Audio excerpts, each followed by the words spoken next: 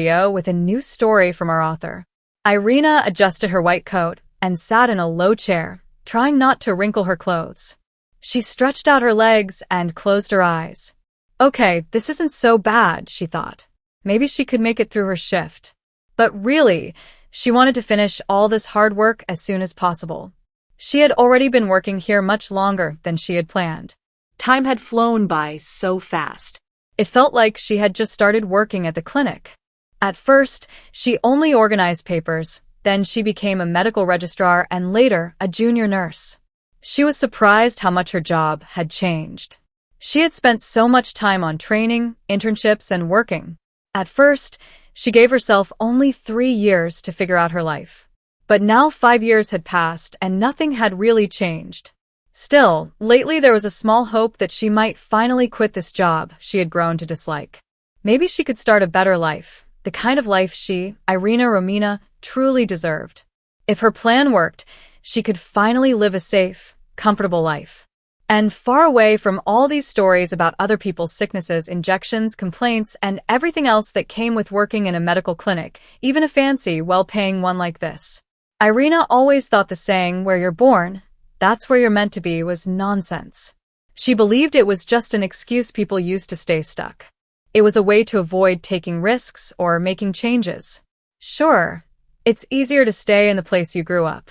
Everything is familiar, from the old leaning light pole at the corner to the nails sticking out of the bench in front of your house. Sometimes it felt to Irina like life in her hometown had frozen in time, like a fly stuck in jam. But once in a while, something interesting would happen that got people talking again. "Did you hear about Alka from the post office?" "She's the teacher's daughter," said a large, confident woman who always seemed to know everything. "She finally caught that cute blonde guy." "Yeah, he's some kind of engineer, I think," the woman said. "You remember the guy who came to build the new admin building? That building's been done for a while, but he still hasn't left." "Can you believe that?" She rolled her eyes, clearly expecting everyone around her to understand how important this was. "He's still living with the Mashkins. They let him stay there when he first arrived. Now they say the government doesn't even pay his rent anymore, so he's covering it himself. Maybe he just really likes Masha's pies," she laughed loudly. But then she suddenly went quiet. An older woman had just walked into the store. "Hello," the woman said calmly, and everyone in the room got quiet and looked down, slightly embarrassed. The woman had gray hair and glasses sitting so tightly on her nose it looked like they were glued there. Everyone who had grown up in the town knew exactly who she was. It was Nina Ivanovna, the former Russian language and literature teacher at the only school in town. She had only recently retired after years of trying to teach values and grammar to stubborn students. "What kind of work is that?" Nina Ivanovna once joked. "I've taught so long. I've started to forget my own spelling rules." Of course, she was just teasing. She had worked at the school as long as she possibly could, teaching generation after generation of local kids with all her heart. She had clearly heard the plump woman's last comment and now looked at her over her glasses with a smile. "You're just gossiping again, Frolova," she said, shaking her head. "Anna, it's been 20 years since I graduated and nothing's changed. You still love talking about who likes whose pies." "Oh, Nina Ivanovna, come on," Anna Frolova mumbled, suddenly looking smaller. "You misunderstood. I wasn't talking about you at all." "Oh, really?" the teacher replied. "Then who are you talking about? I don't know any other Mashkins in town. And anyway, every family has someone who's been in my class." Then she looked serious. "Well, ladies, I have an announcement. My Olga is getting married to engineer Viktor Alexeyevich Roman. So, no more rumors. Find something else to talk about." She quickly packed her groceries, nodded politely, and left. As soon as the door closed, Frolova leaned in again. "She got married," she said, and waited a moment to be sure the teacher was gone. Well, let's be honest. Alka got pregnant. That's why she's marrying him. It's not some big love story." And so, the gossip ended the big town mystery. The teacher's daughter, Olga, and the young engineer, Viktor, actually did get married. Soon after, they had a daughter named Irina. But soon, the town's attention shifted to something else. On the edge of town, A huge building was going up. Rumors in the shops said it was going to be a factory. People started going to watch the construction, especially the men, future husbands, maybe. But after a couple of years, work suddenly stopped. Of course, Anna Frolova, who always claimed to know everything, had an explanation. They stole the money. That's why it stopped. All that remained was a giant concrete foundation, a few walls, and a handful of new families that came from those short years of change. Thanks to all the new people who had arrived, the building that people once worked on but later abandoned slowly started to fall apart.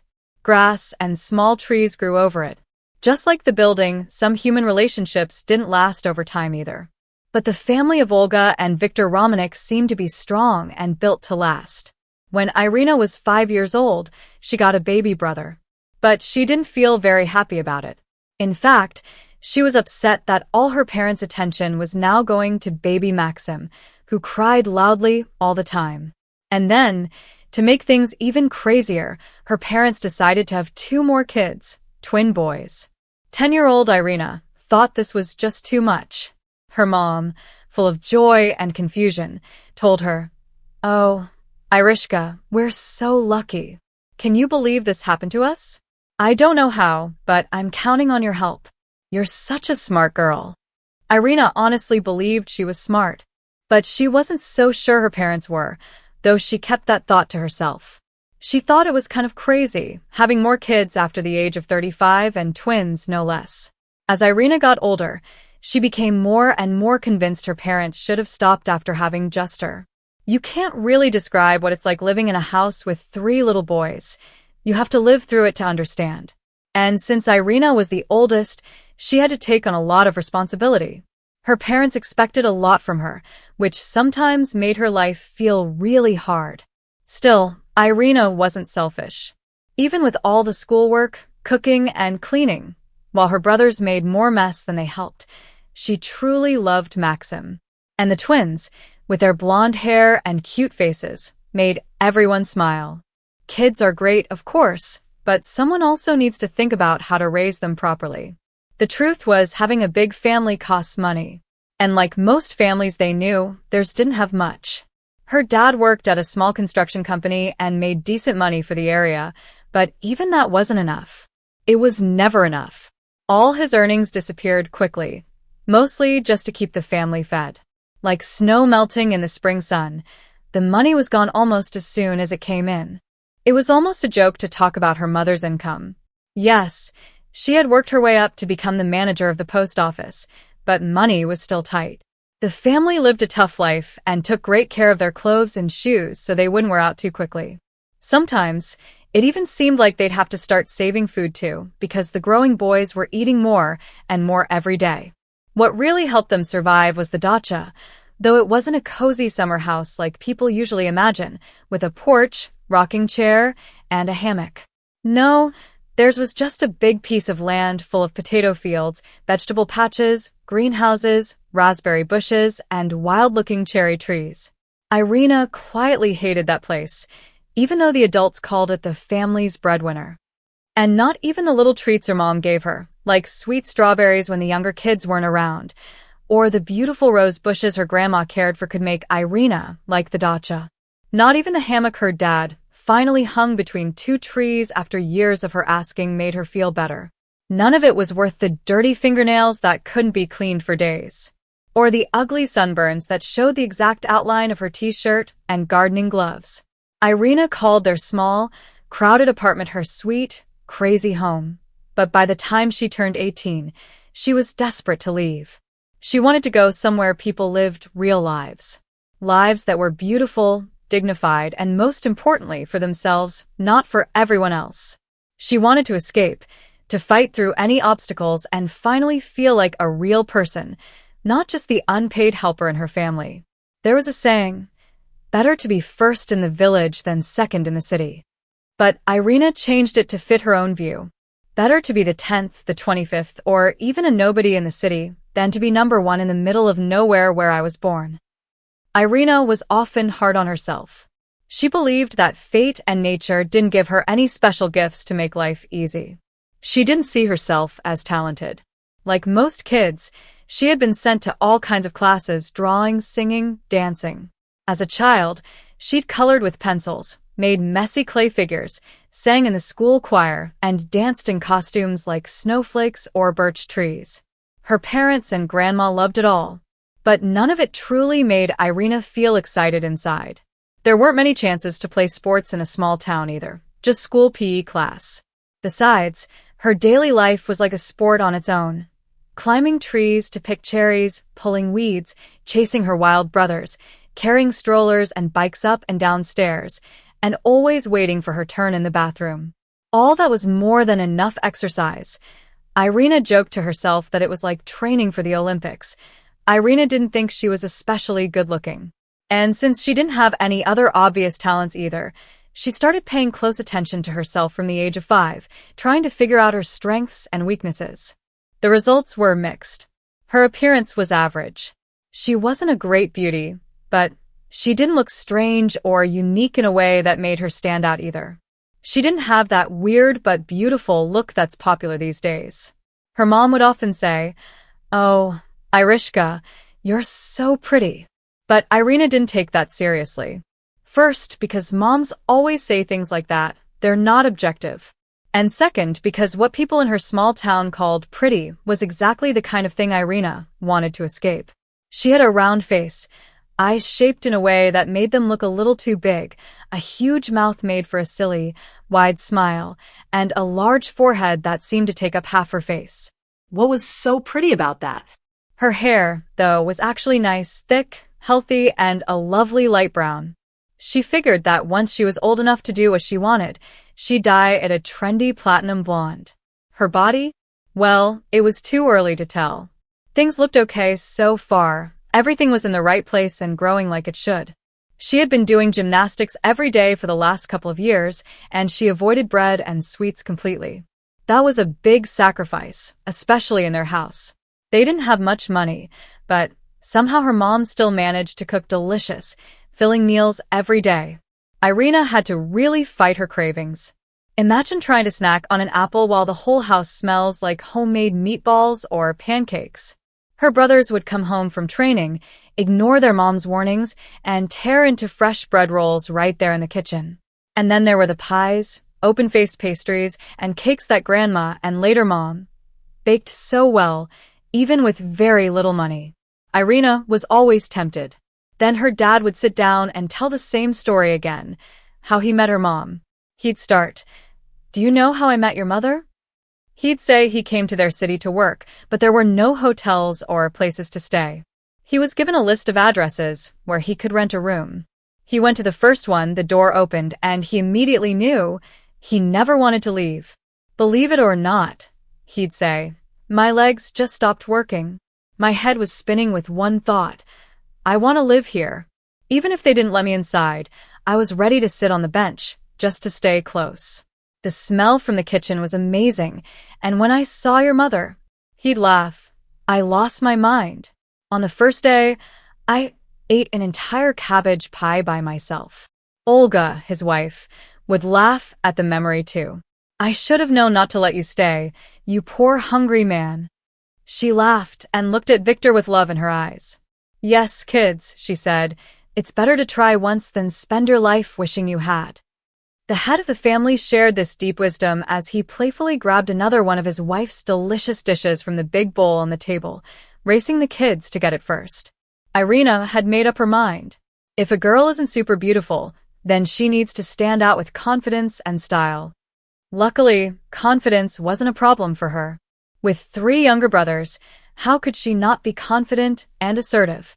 Getting the twins to clean their room was as hard as getting Maxim to do the dishes or weed his part of the garden at the dacha, but she always managed to get it done. So after dealing with them, no classmate, teacher, or adult could really intimidate her. But when it came to style, well, that was a much bigger challenge. It all came down to one familiar family problem: money. Fashion trends moved fast, but the Romanik family's income didn't. "Mom, I need new jeans," 16-year-old Irina told her mother one day. "I need some too," her mom joked. "But Irina, we just bought you jeans 6 months ago." "What?" Irina replied. "No one wears those anymore. They're low-rise." Oh no, what a tragedy, her mom said with a shrug. Just pull them up higher, problem solved. I'm sorry, IR, but we just can't afford another pair right now. You'll have to survive being a little unfashionable. How could Irina feel stylish and modern when, instead of buying her a trendy cardigan in a cool color, her mom would knit her a crazy, colorful sweater and hand it over like it was straight from New York Fashion Week? And don't even get her started on the idea of her mom sewing her prom dress at home. To avoid total embarrassment, Irina threw the loudest, longest tantrum of her life. It worked so well that even her loud twin brothers went quiet in awe. Her mom got scared, apologized, and took on extra work. Her dad also disappeared for a few weekends, only to come home late, exhausted, hungry, and with dark circles under his eyes. But in the end, it was all worth it. Irina's prom dress was stunning, and Urka Romina herself looked like a star. By the time she turned 18, something strange and wonderful had happened. Irina had started to really grow into her looks. The features she used to dislike suddenly started to look unique and even beautiful. Her big, round eyes now looked expressive and full of life. Her wide face and large forehead no longer seemed odd. They balanced each other out. Her whole face started to look interesting, different in a good way. And of course, her hair, her pride since she was a kid, was still as thick and gorgeous as ever. She might not have become a traditional beauty, but Irina had turned into a striking, confident young woman. People noticed. Finally, right before graduation, Irina bleached her hair into the trendy shade she had always wanted. It made her face look a little more serious, more refined, modern, and not like a small-town girl, she told herself proudly. She had one big goal in mind: get out of her hometown. That thought never left her. As graduation came closer, her parents started worrying about her future. To be honest, they'd been worried for a while. But every time they tried to talk about careers, universities, or plans, Irina would ignore them. She wasn't one of those super responsible students who stayed up late worrying about their future. She knew one thing for sure. She didn't want to go to any college or institute. Spending another 5 years studying? No, thank you. She only even went to 10th grade, so her parents would stop bothering her for a while. Now that her little brothers had grown up a bit, their mom started making them take care of themselves. And Irina, claiming she was busy studying for finals, managed to avoid most chores. So where to go next? Definitely not medical school. No way. Too hard, too long, sometimes even gross. And for what? A tiny salary, long hours, and too much responsibility. No thanks. Next option, teaching college like her grandma. Spending her whole life trying to teach kids stuff they don't even care about? Take Irina, for example. Her grandma was a very respected teacher. Worked in the same school for like 40 years. But Irina? She couldn't remember a single full poem her grandma had made her learn. Okay, maybe 1 or 2 lines, if someone helped her start it like, "It was a cold, cold day," or "Tell me, uncle," then she might remember the middle part of the soldier's speech. But all those poems her grandma loved so much, by Pasternak or Kipling, Irina didn't remember them at all. And besides, she was already sick of kids thanks to her younger brothers. So no way she could handle other people's kids. What else? Something technical? Nope. Out of the question. Math, chemistry, physics, computers, ugh. She hated those subjects. And besides, she thought, I'm a girl. That stuff isn't for me. Actually, the most important thing was that she was a girl, and she wanted to feel like one. Maybe something creative? That sounded more like her. Creative jobs are more for women anyway, right? But then again, you need some talent for that. And honestly, she didn't think she had much of it, and even if there's still something hidden inside her, some talent or passion, it feels like it's already too late. So what options are left? Law and economics. That's what most of her classmates were thinking about. So Irina figured maybe she had to consider those too. But economics? No way. That's just more math. All kinds of math. And worst of all, advanced math. Thanks to her brothers, or really with her brothers, Irina had to go through school math, algebra, and geometry 2 more times after finishing her own lessons. Still didn't make her like math. Or understand it better. And the jobs you get after studying economics? Honestly, they didn't sound exciting. Words like accounting, analysis, auditing, finance, credit, management. They all felt boring and heavy to her. Okay then, what about law? That one actually made her stop and think. She pictured herself. Young, smart, confident. A real lawyer. Well, a lawyer of something, whatever that means. Good thing Grandma couldn't hear this vague idea. She imagined herself in court, defending a client. Everyone's eyes on her.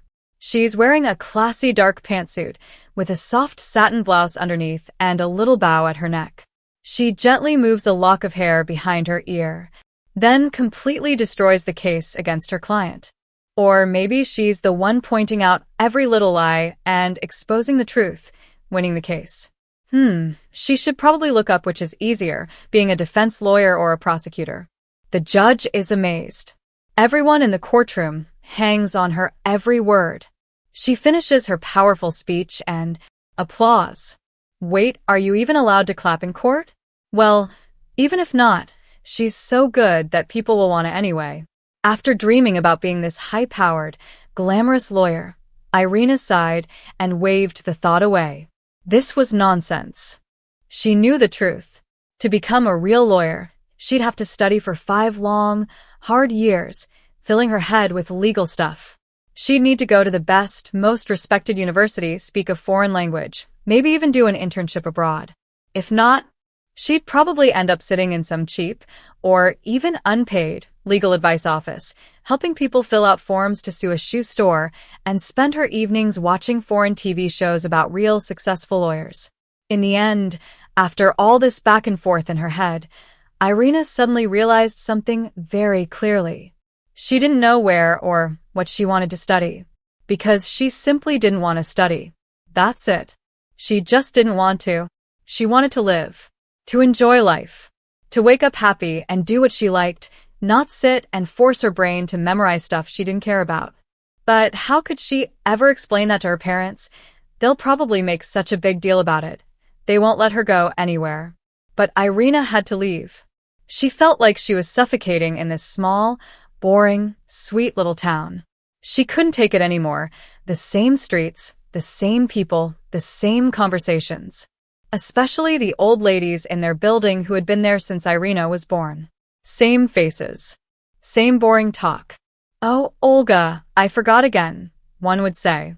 When you make Napoleon cake, do you roll the dough cold or warm it up first? Irina heard this for the 1000th time and wanted to scream. Cold dough. They've asked 1,000 times, and she's answered 1,000 times. Use cold dough. Roll it into balls. Let it chill. Then shut your mouth and stop asking such stupid questions. And then every day, the voices would change, but the comments were the same. Oirishka, you've grown so much. You're such a young bride now. As if she had magically doubled in size overnight since the last time they saw her standing in the exact same spot. She wanted to snap back. Your Katya is the one who's gotten big, especially from the back. And me, I'm smart, because soon I'll leave this place and never come back. She didn't even care where she went, as long as it was far away from them all. Then, a few days after graduation, her dad finally asked what had been on his mind. So, are you going to apply somewhere? Of course, Irina answered quickly and confidently. Of course I will. Just not to that awful local economics college. Sorry, Mom. Where then? Her dad asked gently. She wanted to yell. To a place that teaches you how to actually live. Not waste your youth studying boring nonsense. But instead, she smiled sweetly and said, Daddy, I want to protect rich men from their greedy, evil wives. She smiled even wider, testing a new little skill she'd discovered recently. Her power to charm men, to impress them, to influence them without even trying hard. It was strange. It made her feel powerful, and that power made her feel beautiful. It all started when Irina noticed something. Men were looking at her differently. It wasn't like she'd never had attention before. Irina had always been confident, popular, and used to people noticing her. But now, the way men looked at her had changed. These weren't just curious glances anymore. They stared at her in a new way, something deeper, more intense. And Irina noticed. She wasn't afraid of it. She had learned to handle it politely at first, but now she was starting to understand something. She could use this attention. And she liked AT first. They just glanced at her. Quickly, casually, like she was just another girl walking by. But then they looked again. A second, slower look, as if something had caught their attention. Almost like they were thinking, wait, was that real? That second look came with surprise, maybe even a little nervous energy. And Irina could feel it. It gave her this strange, exciting feeling, like she was finally becoming a real woman. She came up with that idea on her own. Because honestly, there was no one she could talk to about this. She'd never tell her mom. And her dad? Well, his reaction only proved she wasn't imagining it. There he was sitting across from her, blushing, coughing awkwardly, looking confused, maybe even a little annoyed. Irka, stop joking around, he said, trying to stay serious. But she just blinked innocently. I'm not joking, Dad. I really do want to try to get into law school. Then she added softly, but you know I'll need to move to the city to do it. You'll help me, right? Why not law school? She had to start somewhere if she wanted to leave this place. Irina's parents, Olga and Victor, weren't exactly modern. Her dad used to joke that they were like friendly old fossils. But one thing they did believe in was education. To them, higher education meant success and happiness. And for years, they had been quietly worried that Irina didn't seem interested in studying at all. So when she suddenly said she wanted to go to law school, they were thrilled. They didn't even think, at first, about her average grades or her lack of motivation in the past. But once they did think about it, they got a little nervous. Still, Irina's mom made up her mind fast, like a soldier. She's going to run off anyway, her mom said, waving it off. Might as well let her go properly. Then she looked at Irina's dad. Come on, dear. Go grab the money you've hidden away. And take my jewelry to the pawn shop, too. But don't start fussing, okay? It's not like I'm going to wear those things to any balls. And Irka needs all the help she can get. Irina was over the moon. Everything was falling into place. She had a plan. And most of all, she had that thing. That little spark, that gift she was still too shy to say out loud. Men liked her. That was for sure. So, why shouldn't she use her gift to her advantage? If someone sings well, they go on stage. If someone's good at selling, they work in sales or the market. And if a woman has a special charm, why shouldn't she use it with men? No, Irina wasn't planning to lower herself, or lose her self-respect, or do anything shameful. But she also wasn't going to waste her femininity on silly flirting. She had a plan. She would take her time, figure things out, clean herself up, gain some experience, even if it meant working hard. But one thing was for sure. She was never going back home. An old friend of her mom's, someone who had moved to a big city years ago, helped Irina find a job and a place to live. She got Irina a job at a big private clinic. At first, she just sorted papers. But then, almost by accident, Irina took a 6-month course to become a medical registrar. That got her a little promotion. The clinic was fancy. Top-of-the-line equipment. Highly trained staff. And, of course, the patients were rich. The kind of people who could afford anything. That was the only thing that helped Irina accept her situation. This job wasn't what she had dreamed of. She had imagined a fun, glamorous life. Not boring, routine work. But the work just kept coming. 1 year passed. Then another. Then a third. She worked hard. Eventually, she got certified as a junior nurse. She had a couple of short, disappointing relationships. And she waited for something to finally change. Waited for life to open a new door. And then something did. One day, a former patient at the clinic, a calm, well-dressed, older man named Vyacheslav Ivanovich, looked at her with kind, admiring eyes. Iraka, he said gently, I've been wanting to tell you for a while. You're absolutely charming. Would you have dinner with me sometime? There it was. The thing she had dreamed of. even if she never said it out loud. A mature, respectable, wealthy man was finally interested in her. She was so excited, so desperate to escape the dullness of her clinic and lonely apartment, that she didn't overthink it. To her own surprise, she said yes.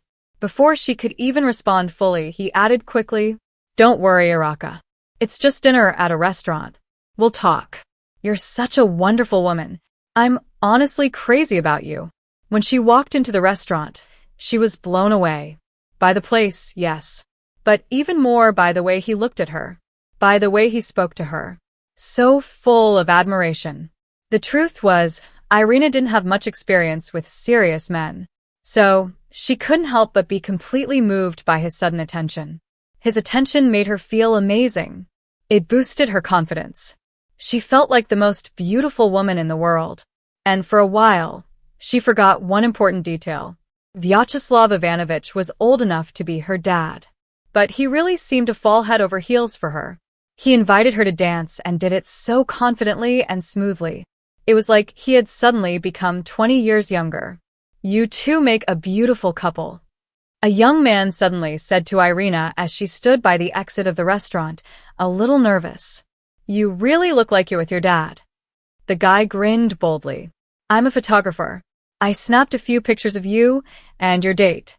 He was holding you so sweetly. You looked gorgeous. Want to buy them?" Irina looked at him, shocked and embarrassed. She quickly grabbed the photos and gave him all the cash she had.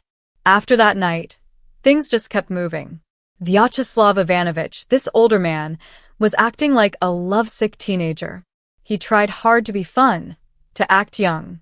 But he was always nervous someone would find out, because, of course, he was married, with kids, and even grandkids. They met in hotels, restaurants, and quiet country inns. Sometimes, he even risked visiting Irina at her place. He gave her a few pieces of jewelry, nice, but nothing too flashy. He'd leave money too, saying it was for little things, the house, your hairpins. Not a lot, but enough. He begged her not to be upset by how little he could give, and he started dreaming out loud about going on a trip together. "If, of course," he said with a smile, "a stunning woman like you would let an old fool like me come along." "Oh, Irina, my darling," he sighed. "If only I were younger and free." Then he'd suddenly brighten up. "Or maybe I still have a chance.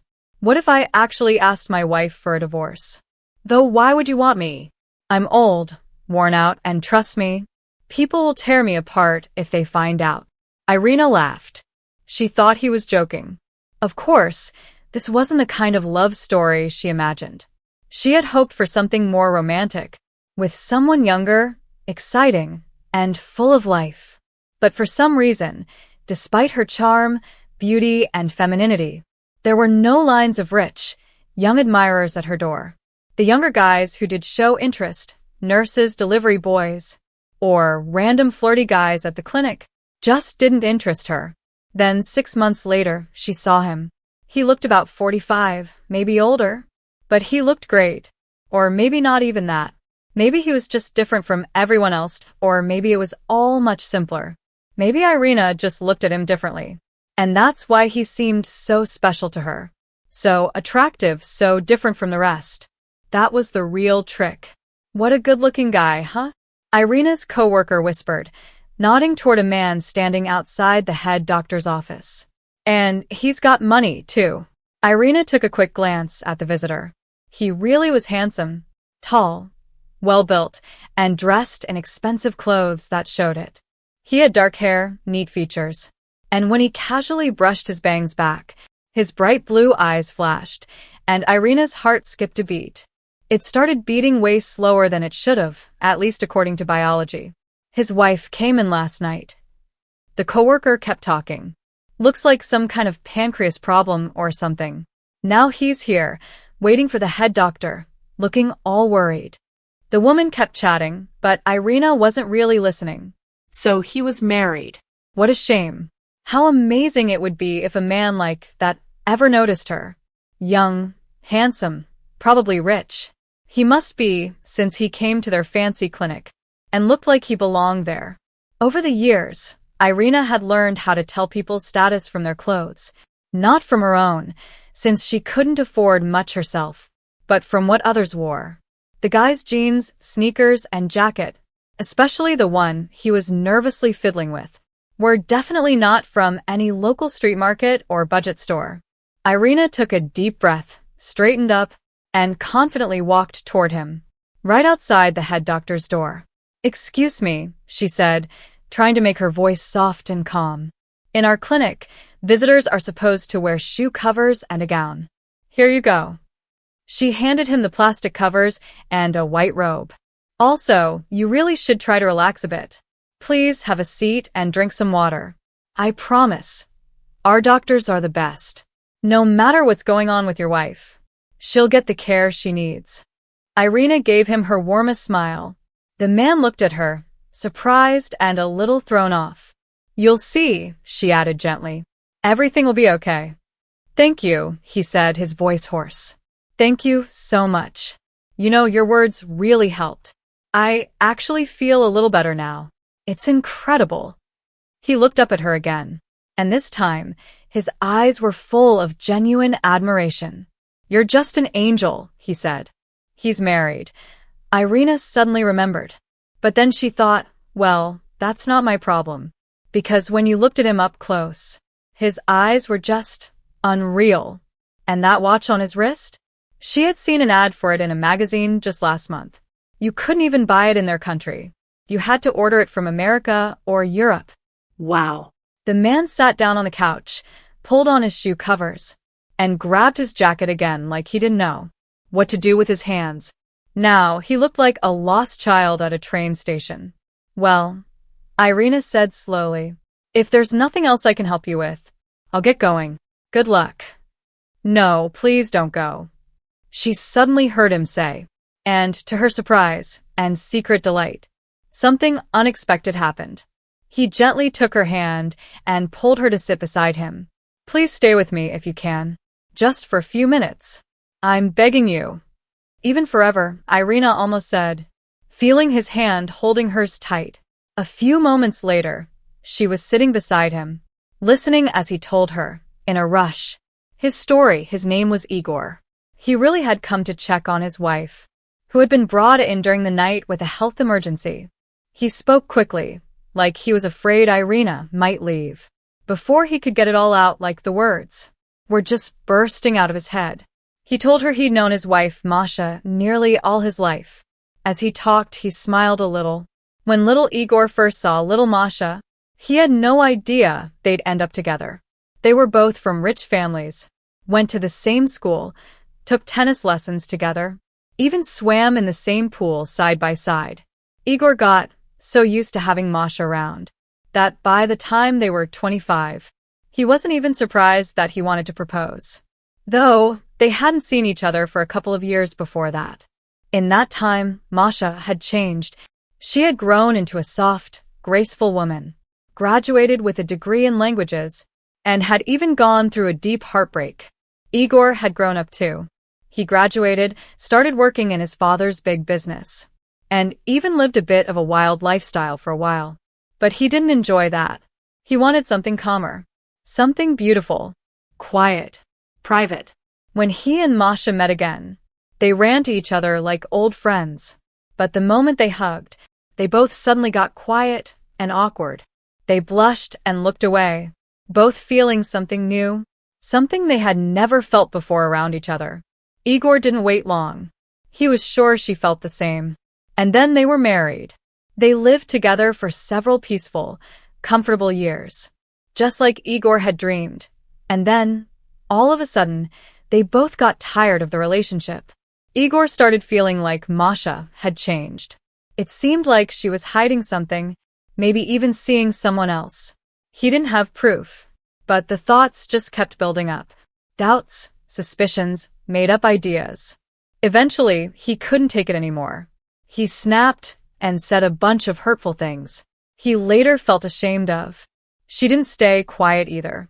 They both argued, and everything started to fall apart. So, they decided to get a divorce. And, you know what? Igor said. Our court date was just 3 days away. We were going to divide everything. The house, the car, the money. And then, Masha suddenly ended up in the hospital. He paused and sighed. I got so scared for her. Now I sit and think for hours. What was it all for? A divorce, a judge, lawyers, paperwork. It's all just a nightmare. I loved Masha. And she loved me. How did we even get here? Irina heard all the talk about houses and cars. But what stood out most was the word loved. In the past tense, she sighed quietly. Well, Igor. She said softly, almost asking for permission. To say his name that way. He nodded quickly, giving her the okay. So, Igor, she said more confidently. These things happen. It's sad, but people break up. It's not always someone's fault. Sometimes letting go is the best thing you can do for both of you. When one chapter ends, a new one begins. And maybe the next one will be brighter and happier. Igor listened like he was under a spell. He nodded from time to time, then gently took her hand and kissed it. Irina had no idea how her heart didn't jump out of her chest. Igor was a strange man, like he didn't know what to do next. Of course, he delayed the divorce until Masha got better, and he visited the clinic every day. But Irina started to think. He wasn't coming to see his wife. He was coming to see her. Still, she didn't want to believe it. Not until a nurse leaned in and whispered playfully, her eyes sparkling. Well, Irka, smell that? That's the scent of steak and sea breeze. Your handsome guy can't take his eyes off you. Irina laughed it off, but she remembered every word. She wasn't imagining things. Igor was definitely interested. Even other people noticed. This was her moment. Finally, a real man. Not a worn-out excuse for one. So she smiled at Igor the best she could, doing her makeup just right. Not too obvious, but still showing off her best features. She listened closely every time he opened up. And she'd respond gently. Yes, Igor, I understand. You did everything you could. Honestly, it's strange your wife didn't appreciate that. Any other woman in her place would have felt lucky. Or sometimes, Irina just shook her head with a kind smile, thinking to herself, well, looks like the great psychologist in me has died. Still, she waited. Iraka, you're a miracle, Igor said. I'm so thankful I met you. If it weren't for you, I think I would have lost my mind these past few days. That's it, he's hooked, Irina thought. Now, let's just hope he doesn't slip off the line. She laughed to herself, thinking in fishing terms. Then the big day came. Igor's wife was getting discharged from the hospital. Irina was on duty at the clinic that day, and that's when a sneaky plan popped into her head. She couldn't just let them walk out of the hospital together and hope things worked out in her favor. What if Igor got home, spent time alone with his wife, and suddenly changed his mind? What if he decided not to go through with the divorce and started talking about their sweet past, their childhood memories, their marriage, and started trying to fix everything with love and understanding?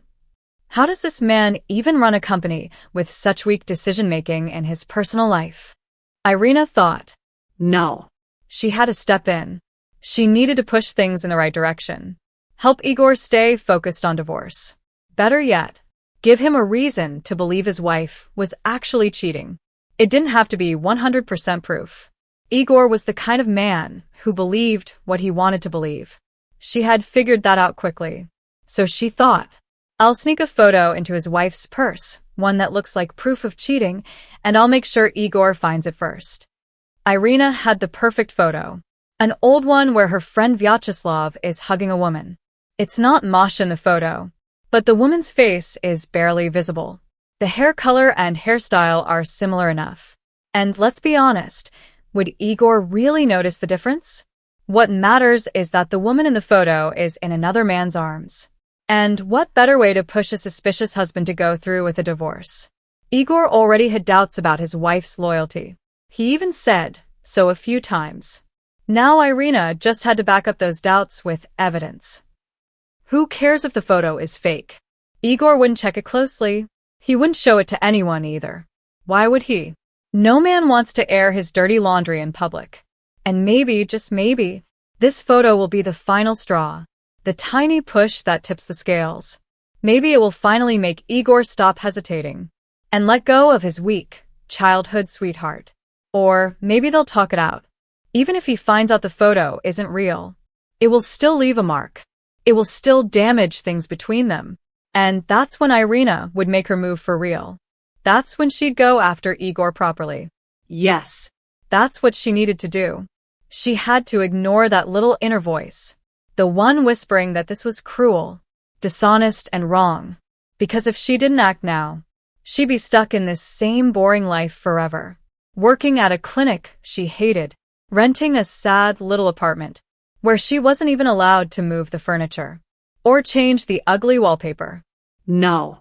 She had to grab her chance at a better life now, but most of all, Irina was scared of one thing: ending up stuck in hopeless, never-ending poverty. The kind of life barely made better by small gifts from an old, slightly silly lover. Still, as long as the situation with Igor wasn't settled yet, as long as the court hadn't finished their business, she could still use Vyacheslav's feelings for her one last time. She figured, why not take a break? Relax. Get some sun. She already had the perfect 8-day beach tour in mind. Lying on white sand, sipping fresh juice, giving her slim legs a beautiful bronze glow.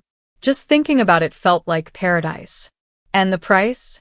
Just right for Vyacheslav Ivanovich to afford, without getting in trouble with his wife. She even thought about taking him along. As long as he could come up with a believable excuse for disappearing. Why not turn it into a farewell week, so to speak? After all, she was grateful to the man. He didn't save her from total poverty or endless work, but he did save her from something just as bad: being lonely, feeling useless. So, she had the travel brochure ready. All she needed to do now was slip it into Vyacheslav's briefcase, let him think about it, and slowly warm up to the idea. Once she had it all planned out, Irina took action. Maria, Igor's wife, was like most rich women, used to nice places, not worrying much about her things. So her handbag just sat on the bedside table in the hospital room.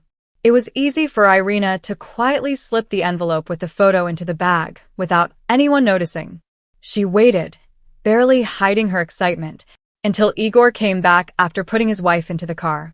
When he saw Irina, he lit up. "Iraka, I'm so glad I found you," he said. "I was afraid I'd leave without saying goodbye. You've done so much for me, you have no idea. I'll never forget you." He took her hand and gave it a firm shake. Though, disappointingly, he didn't kiss it like she'd hoped. So, Irina decided to speak up. "I'm really happy your wife is better, Igor. Really. But, please forgive me. I need to say something." She looked down for a moment, then continued. "These past few days, well, I feel like we've grown close somehow. You're a good man, Igor. And I truly feel sorry for you."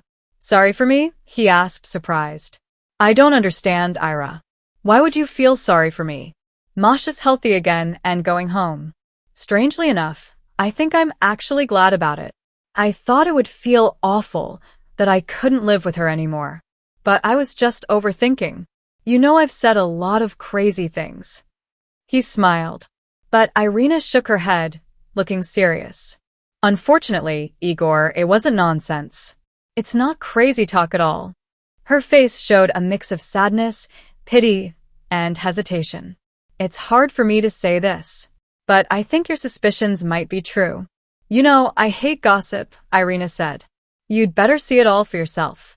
That's all I'll say." Then she looked him straight in the eye and added, "Igor, if I were you, I'd check your wife's purse." She didn't say anything else. She just let the words sink in, waiting for him to understand. He let go of her hand. He'd been holding it without even realizing, and stared at her in shock. "And remember this, Igor," she added, turning away. "I'll never forget you." Then she walked quickly down the hallway, making sure to walk gracefully, knowing he was still watching. And, apparently, he did remember her. In fact, everything seemed to go exactly as she had planned. Because just a few days later, Igor showed up at the hospital with a huge, beautiful bouquet of flowers. He looked around, spotted Irina, and rushed over to her. Oh no, that was fast, Irina thought nervously, quickly fixing her robe and fluffing up her hair with her fingers. Iraka, hello, Igor said warmly, his big blue eyes sparkling. He looked amazing, and Irina's heart fluttered sweetly. This was it, her own fairy tale, starting right now. And she was going to do everything she could to make it last. His first words gave her hope. Iraka, I just couldn't stay away. I had to come back and tell you everything. But first, please take this. It's a small thank you for everything you've done for me. And know this, you now have the most loyal friend in the world. Friend? Irina's smile faded just a little. Wait, friend? What do you mean, friend? Are you saying you want to be friends with me? She almost blurted out, taking the heavy bouquet of roses from his hands. Ira, you're an angel. A real angel, just like you seemed to me the day we met, he said, gently correcting himself to stay in her good graces. But then, just like that, he started talking nonsense again. You know, I didn't realize until later that you saved me, not just from loneliness and fear, but from making the biggest mistake of my life. You showed me the truth. You gave me a clue, right? When you told me that my weird feelings about Masha weren't just in my head, and that I should look in her purse like there might be real proof of something shady. Ira, honestly, you should have been an actress. You were so convincing. After you hinted at that, I got so nervous that I reached into Masha's purse without even thinking. Normally, I'd never do that, but you had me totally shaken and curious. He laughed, remembering. And you know what? I didn't even have to dig around much. Masha's purse was super organized. There was a wallet, her passport, a comb, and then this envelope. So, of course, I opened the mysterious envelope. His eyes lit up. And, do you know what I found in there, Ira? Of course you do. I know, Irina almost said aloud, totally thrown off. But wait, what is he smiling about? She thought. Why does he look so happy? Like a little kid who just got a puppy. He should be mad, no? Upset? Isn't he the one being cheated on? Igor just kept smiling as he explained. When I saw that brochure, it was like a light bulb went off in my head. Of course, Masha and I needed a break. A real vacation. Just the two of us, Igor said. We needed to change our surroundings, new air, new place. A new world around us. We needed to look at each other like we used to. I suddenly realized I've been so unfair to Masha. I work all the time, and she's always busy too. She's not like those spoiled rich girls. She works, takes care of the kids, and even teaches them. He smiled, remembering. We were flipping through that travel brochure together. Then we tried to remember the last time we went on a vacation. Can you believe it? We couldn't even remember. We were like two overworked horses. Tired, irritated, snapping at each other, making up stories out of frustration. But last night, I looked into Masha's eyes, and I realized I don't want anyone else but her. And then suddenly, she hugged me tightly, threw her arms around me. Can you imagine that? So, yeah, there's no divorce. We banned that word in our house. And in a week, we're flying off on vacation together. All thanks to you, Iraka. Thank you. Sure, you're welcome. Irina forced out, her voice tight. She was wondering if Vladislav had seen the photo. She had slipped into his briefcase yesterday, the one that should have gone into Masha's bag. She didn't have to wait long for the answer. Vladislav asked to meet her at a small cafe. He was already sitting at a table when she arrived. He didn't even get up to greet her, which he always used to do. The photo lay on the table in front of him. Ira, he said, nodding toward the photo. I don't understand. Why did you put this in my papers? Are you trying to blackmail me? Why? I was already willing to give you everything I could. And now my wife has seen it. Do you even understand what kind of mess this has caused in my life? Yes, I know I'm ridiculous, falling in love this late in life. But why would you do this to me? It was a mistake, Irina whispered, barely able to speak. Please forgive me. Yes, a mistake, Vladislav said, quietly but firmly. And I'll be paying for it for the rest of my life. Still, I don't regret a thing. Thank you for those few months. They made me feel young again. Goodbye, Irina. Back at her apartment, Irina stood in front of the large mirror for a long time. She stared at her reflection, but didn't recognize herself. That wasn't Urka Romina. Not the woman she used to be. The person in the mirror had tight lips, cold, angry, empty eyes. Who was this stranger? What was behind her? Years of regret, pride, blaming others for her failed life. That's one. A broken man's heart. A man who was confused and torn, who maybe loved for the first time in his life. And probably the last.